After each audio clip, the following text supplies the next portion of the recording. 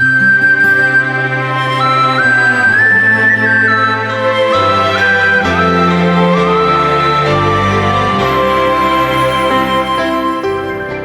मित्रों, आप सभी को प्रेम भरा नमस्कार।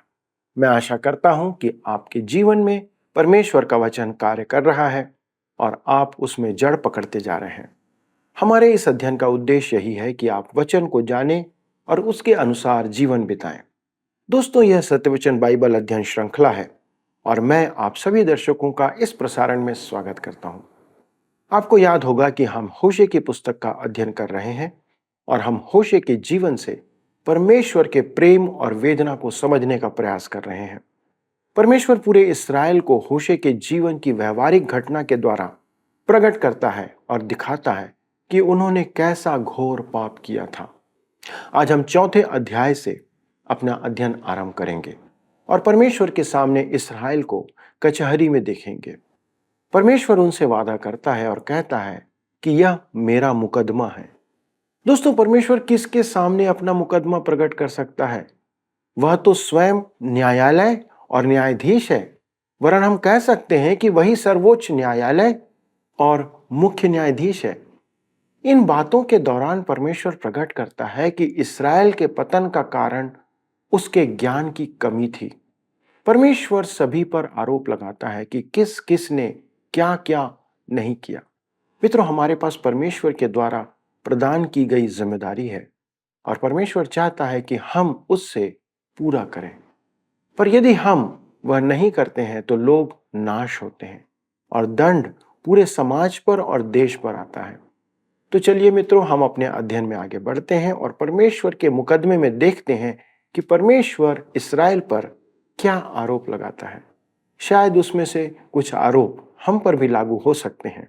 इसलिए आइए हम ध्यान से सुने और अपने अध्ययन में आगे बढ़ें। मित्रों, जैसा कि आप सब जानते हैं कि हम इन दिनों होशे नबी की पुस्तक से अध्ययन कर रहे हैं। आइए आज हम अपने अध्ययन को अध्याय 4 से आरंभ करें। हम देखते हैं कि परमेश्वर को इस्राएल से शिकायत थी। उसका हृदय उन्होंने तोड़ दिया था। वे विश्वासघाती थे। परमेश्वर कहता है, इस देश के निवासियों के साथ परमेश्वर का मुकदमा है। इस देश में ना तो कुछ सच्चाई है, ना कुछ करुणा और ना कुछ परमेश्वर का ज्ञान ही है। इस देश में श्राप देने, झूठ बोलने, वध करने, चुराने और व्यभिचार करने को छोड़ कुछ नहीं होता है। वे व्यवस्था की सीमा को लांघकर कुकर्म करते हैं और खून ही खून होता रहता है। पहले पद में परमेश्वर कहता है कि उन्हें परमेश्वर का ज्ञान नहीं है। तो आइए हम पढ़ते हैं होशे 4 अध्याय उसके 1 पद। लिखा है, हे इस्राएलियों, यहोवा का वचन सुनो। इस देश के निवासियों के साथ यहोवा का मुकदमा है। इस देश में ना तो कुछ सच्चाई है, ना कुछ करुणा और ना कुछ परमेश्वर का ज्ञान ही है। परमेश्वर की शिकायत है। पहला, उनमें न तो कुछ सच्चाई है। दूसरा, न कुछ करुणा और तीसरा, न कुछ परमेश्वर का ज्ञान है। प्रतिमा आराधना के कारण उनकी बुद्धि भ्रष्ट हो गई थी। उन्हें दयावान होना था। लेवी व्यवस्था की पुस्तक 19 अध्याय उसके 10 पद में परमेश्वर ने उन्हें आदेश दिया था कि वे अपनी दाख की बारी को चुनकर खाली न कर दें। उन्हें गरीबों और परदेशियों के लिए उसमें अंगूर छोड़ देना आवश्यक था। यह परमेश्वर का गरीबों के लिए प्रबंध था। क्यों? क्योंकि उसने कहा है, मैं तुम्हारा प्रभु परमेश्वर हूं और मैं पवित्र हूं। वे इस प्रबोधन को भूल चुके थे। उस देश में परमेश्वर का ज्ञान नहीं था। जी हां, वे दयावान नहीं रहे थे। उनमें धर्म तो बहुत था, परंतु परमेश्वर का ज्ञान नहीं था। देखिए, वे परमेश्वर की 10 आज्ञाओं को तोड़ रहे थे। होशे 4 उसके 2 में लिखा है, यहां श्राप देने, झूठ बोलने, वध करने, चुराने और वे विचार करने को छोड़ कुछ नहीं होता। वे व्यवस्था की सीमा को लांघकर कुकर्म करते हैं और खून ही खून होता रहता है। मेरे मित्रों, इन सब बातों में वे परमेश्वर की 10 आज्ञाएं तोड़ रहे थे। निर्गमन की पुस्तक 20 अध्याय उसके 13 से 16 पद में लिखा है, तू हत्या मत कर, तू व्यभिचार मत कर, तू चोरी मत कर, तू झूठी गवाही मत दे।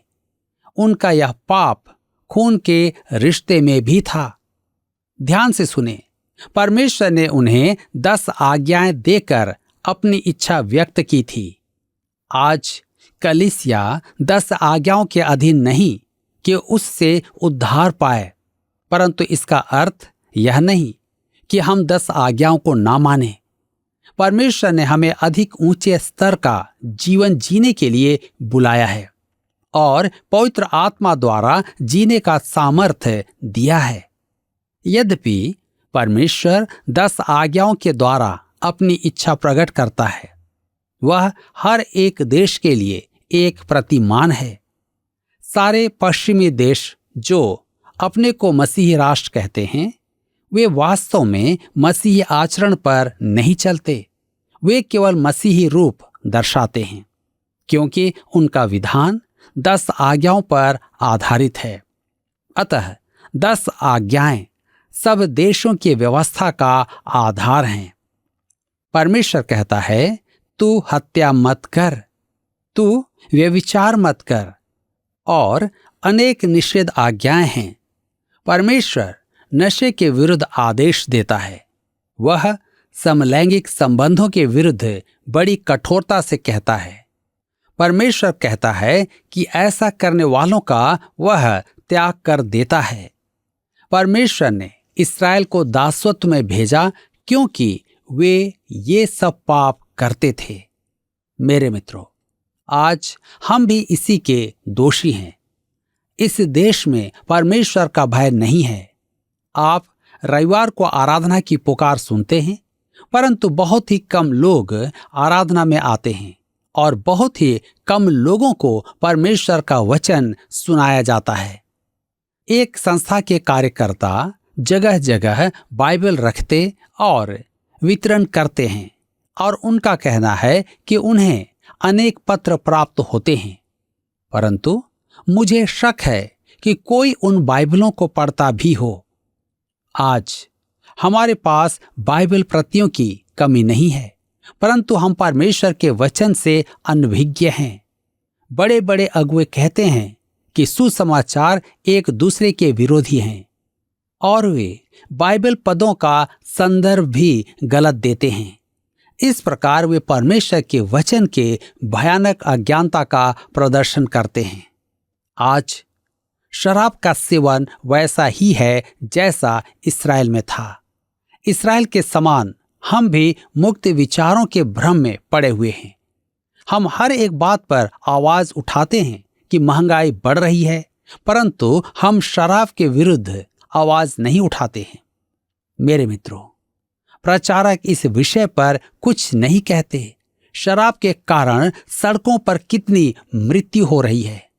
शराब को हम बीमारी कहते हैं, पाप नहीं। इस बीमारी के विषय में एक डॉक्टर ने कहा है, यह बीमारी स्वेच्छा से मोल ली जाती है। यही एक बीमारी है जिसकी लत लग जाती है। यह बीमारी बोतल में आती है। यह बीमारी सैकड़ों हजारों परिवारों को तोड़ रही है। यही एक ऐसी बीमारी है जो मनुष्य को पाशविक बनाती है और अपराध करवाती है। यह बीमारी मार्ग में दुर्घटना का कारण है। यह बीमारी लाइसेंस के द्वारा बिकती है। यह बीमारी बाजार में बिकती है। यही एक बीमारी है जिससे सरकार कर वसूलती है। मेरे मित्रों, हम इन तथ्यों के प्रति अंधे हैं क्योंकि शराब के लाभ का देश पर महान नियंत्रण है। हम इसके द्वारा भ्रष्ट हो गए हैं और परिणाम स्वरूप हमारा देश डूबता जा रहा है। आज हमारे समाज में यह नई नैतिकता है, परंतु वह नई नहीं है क्योंकि इस्राएल 2700 वर्ष पूर्व से ऐसा व्यवहार कर रहा था और तब भी यह नई नैतिकता नहीं थी। यह तो सदोम और अमोरा के समय से ही है, जिन्हें परमेश्वर ने दंड स्वरूप आग से नष्ट कर दिया था। कलीसियाएं समलैंगिकता को पाप नहीं कहती हैं, परंतु यूहन्ना रचित सुसमाचार 3 अध्याय उसके 7 पद में प्रभु यीशु कहता है कि हमारा नया जन्म होना आवश्यक है। यदि समलैंगिकता को पाप माना जाए तो परमेश्वर उसका निवारण करता है। परमेश्वर ने अपनी चुनी हुई प्रजा को दंड दिया, तो हम तो चुने हुए नहीं हैं।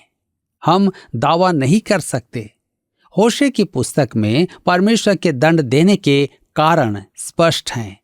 आज होशे एक भुलाया हुआ भविष्यद्वक्ता है, इसलिए प्रचारक इन विषयों पर चर्चा नहीं करते। होशे की पुस्तक 4 अध्याय उसके 3 पद में लिखा है, इस कारण यह देश विलाप करेगा और मैदान के जीव जंतुओं और आकाश के पक्षियों समेत उसके सब निवासी कुम्हला जाएंगे और समुद्र की मछलियां भी नष्ट हो जाएंगी। कहता है इस कारण यह देश विलाप करेगा। बचपन में हम एक नाले पर तैरने के लिए जाते थे। उस नाले का पानी इतना स्वच्छ था कि 25 फुट नीचे भी साफ दिखाई देती थी। आज उसकी दुर्गंध दूर तक जाती है। हमने अपने देश को दूषित कर दिया है। कभी अनाज की कमी नहीं थी, परंतु आज हर वस्तु की कमी है। जब परमेश्वर दंड देता है तब भूमि भी दुख पाती है। मनुष्य के पाप के कारण पशु और पक्षी भी कष्ट उठाते हैं। होशे 4 अध्याय के 4 पद में आगे लिखा है, देखो कोई वाद विवाद न करे, न कोई उल्हाना दे, क्योंकि तेरे लोग तो याजकों से वाद विवाद करने वालों के समान हैं। याजक भी अपना कर्तव्य नहीं निभा रहा था। वह प्रजा को चेतावनी नहीं दे रहा था। अतः परमेश्वर ने भविष्यद्वक्ताओं को उठाया। होशे 4 उसके 5 में लिखा है, तू दिन दोपहरी ठोकर खाएगा और रात को भविष्यद्वक्ता भी तेरे साथ ठोकर खाएगा और मैं तेरी माता का नाश करूंगा। कहता है मैं तेरी माता का नाश करूंगा, अर्थात देश का सर्वनाश होगा। इस्राएल में झूठे भविष्यद्वक्ता थे, जैसे आज ढोंगी प्रचारक हैं। वे कहते थे सब कुछ अच्छा होगा। आज समय बदल गया है। लोग कहते हैं बाइबल पुरानी हो गई है। 10 आज्ञाएं तो हमारे पूर्वजों के लिए थी। हम सुधारवादी और आधुनिक विचारों के हैं। मेरे मित्रों, सच तो यह है कि हम घृणित और पतित हैं। पद 6 होशे की पुस्तक का सबसे अधिक प्रचलित पद है। लिखा है होशे 4 के 6 पद में, मेरे ज्ञान के ना होने से मेरी प्रजा नष्ट हो गई। तूने मेरे ज्ञान को तुच्छ जाना है, इसलिए मैं तुझे अपना याजक रहने के अयोग्य ठहराऊंगा, इसलिए कि तूने अपने परमेश्वर के व्यवस्था को तज दिया है। मैं भी तेरे बाल बच्चों को छोड़ दूंगा। कहता है मेरे ज्ञान के ना होने से मेरी प्रजा नष्ट हो गई। मेरे प्रियो, उनके पाप में गिरने का कारण था परमेश्वर के ज्ञान की कमी। यदि आप विश्वासी हैं और परमेश्वर के वचन के ज्ञान से चूकते हैं तो आपका मसीही जीवन विफल हो जाता है। आप चाहे जितने भी सेमिनार और सभाओं में जाएं और सफल परिवार, व्यापार और सामाजिक जीवन की शिक्षा लें, आप विफलता का पुतला ही बने रहेंगे। यह पुस्तक स्पष्ट कहती है कि हम युक्तियों और विधियों द्वारा मसीही जीवन नहीं जी पाएंगे। हमें परमेश्वर के वचन के व्यक्तिगत ज्ञान की आवश्यकता है। यही कारण है कि मैं परमेश्वर के वचन की शिक्षा देने के लिए हमेशा उत्साहित रहता हूं। यहां तक कि होशे की पुस्तक की शिक्षा भी देता हूं। मनुष्य परमेश्वर की ज्ञान की कमी के कारण नाश होता है। कहता है तूने मेरे ज्ञान को तुच्छ जाना है, इसलिए मैं तुझे अपना याजक रहने से अयोग्य ठहराऊंगा। परमेश्वर चाहता था कि इस्राएल का हर एक जन उसका याजक हो। प्रभु राज में ऐसा ही होगा। परंतु यहां परमेश्वर कहता है, मैं तुझे अपना याजक होने के अयोग्य ठहराऊंगा। तब आगे कहता है, इसलिए कि तूने अपने परमेश्वर की व्यवस्था को तज दिया है, मैं भी तेरे बाल बच्चों को छोड़ दूंगा। जी हां, परमेश्वर कहता है कि उन्होंने परमेश्वर का त्याग किया, इस कारण परमेश्वर उन्हें और उनकी संतान को भी छोड़ देगा। परमेश्वर से दूर रहने का लंबा समय हो गया था और अब उनके दंड का समय आ गया था। परमेश्वर ने पहले ही उनके पापों का उल्लेख कर दिया था। उन्होंने 10 आज्ञाएं भी तोड़ी, इसलिए वे दंड अवश्य पाएंगे। अब होशे 4 अध्याय के 7 पद में आगे लिखा है, जैसे वे बढ़ते गए वैसे ही वे मेरे विरुद्ध पाप करते गए। मैं उनके वैभव के बदले उनका अनादर करूंगा। परमेश्वर ने अब्राहम से प्रतिज्ञा की थी कि वह उसकी जाति को असंख्य बनाएगा और इस्राएल में जनसंख्या वृद्धि हुई, परंतु परिणाम यह हुआ कि संसार में पापियों की संख्या बढ़ गई। परमेश्वर का धन्यवाद हो कि उसका अनुग्रह पृथ्वी पर उतरा और मुझे परमेश्वर का वचन बाइबल मिला और मैंने प्रभु यीशु को अपना उद्धारकर्ता ग्रहण किया। परंतु इस्राएल अज्ञानी था और उनके पास परमेश्वर के वचन का ज्ञान नहीं था। लिखा है, मैं उनके वैभव के बदले उनका अनादर करूंगा। इस्राएल की महिमा उनका मंदिर था, जहां परमेश्वर की महिमा शकीना उपस्थित रहती थी, जो उनके मध्य उसके प्रत्यक्ष उपस्थिति थी। वही उनका मार्गदर्शक था तथा अन्य जातियों में जो बहुदेववाद को मानते थे, वह राष्ट्र परमेश्वर का एक गवाह था। वे जीवित एवं सच्चे परमेश्वर के उपासक थे। यह उनका वैभव था, जिसे देखने के लिए दूर देश से शीबा की रानी आई थी। परमेश्वर होशे के द्वारा कहता है कि वह उनकी महिमा मिटाकर उन्हें बैरी के अधीन करके दास बना देगा। तब बैरी कहेगा, वे तो परमेश्वर की चुनी हुई प्रजा का दम भरते थे, देखो उनका क्या हाल हो गया है। उनका परमेश्वर सर्वशक्तिमान नहीं है। आज हम आराधनालयों के द्वार बंद देखकर कहते हैं, कैसी लज्जा की बात है, परमेश्वर दंड दे रहा है। होशे 4 उसके 8 पद में लिखा है, वे मेरी प्रजा के पाप बलियों को खाते हैं और प्रजा के पापी होने की लालसा करते हैं। ध्यान दीजिए, वे पाप तो करते ही थे, परंतु पाप पर गर्व भी करते थे। जब मैं प्रचारक का काम करता था, तब हम अपने अंतिम सप्ताह के बारे में चर्चा करते थे और आनंद उठाते थे, और हम कभी कभी अपने कामों के प्रति घमंड भी करते थे। इस्राएली भी ऐसा ही कर रहे थे। कहने का मतलब है कि वे अपने पापों पर घमंड कर रहे थे। वे प्रजा के पापी होने की लालसा करते थे कि उन्हें बलिदान का भाग मिले। परमेश्वर ने भविष्यवक्ताओं को अपना वचन दिया और उनके द्वारा याजकों को वचन मिला। अब याजकों की जिम्मेदारी है कि वे परमेश्वर के ज्ञान को प्रजा को सिखाएं।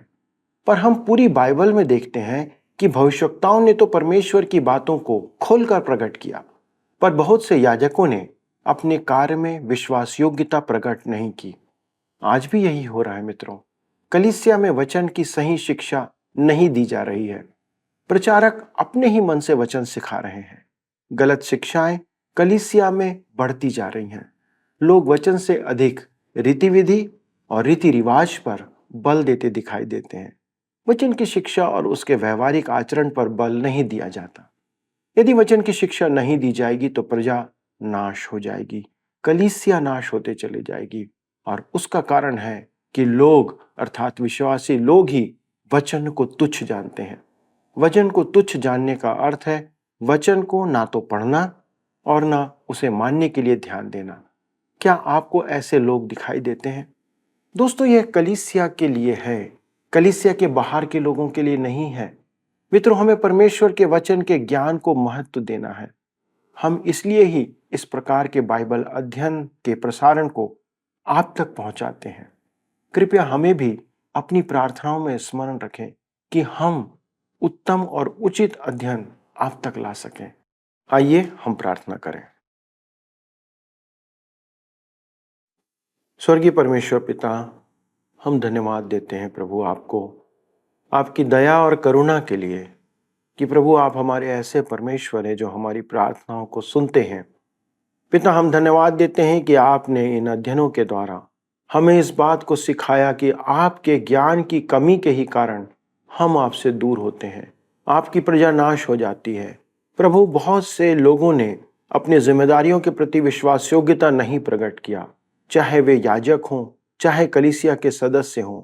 और पिता परमेश्वर, इस कारण आज बहुत से लोग आपसे दूर हैं।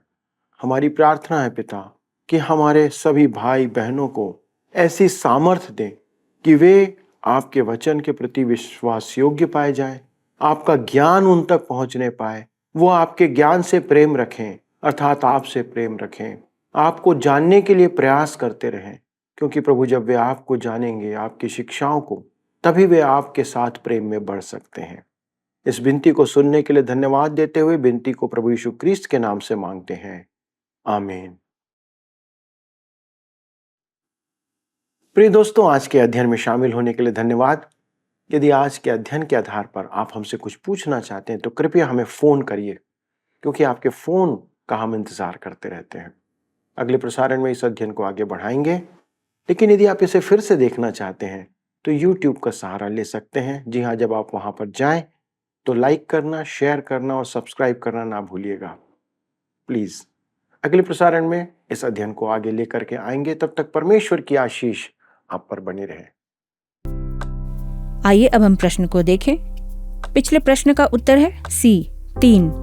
बाइबल में परमेश्वर ने 3 बार इस्राएलियों को उनके पाप के कारण अपने देश से बाहर निकालने की आज्ञा दिया है। आज के अध्ययन पर आधारित प्रश्न है, संसार और इस्राएल के नाश होने का कारण है परमेश्वर के खाली स्थान। A, अनुग्रह की कमी, B, प्रेम की कमी, C, ज्ञान की कमी, D, वचन की कमी। मित्रों, इस प्रश्न का उत्तर हमें कल सुबह 6 बजे से पहले विकल्प A, B, C या D के साथ अपना नाम, पता, स्थान के साथ 9651433397 पर SMS या WhatsApp करें। क्या आपको यह कार्यक्रम पसंद आया? अभी हमें एक मिस कॉल करें और आप अगले विजेता हो सकते हैं।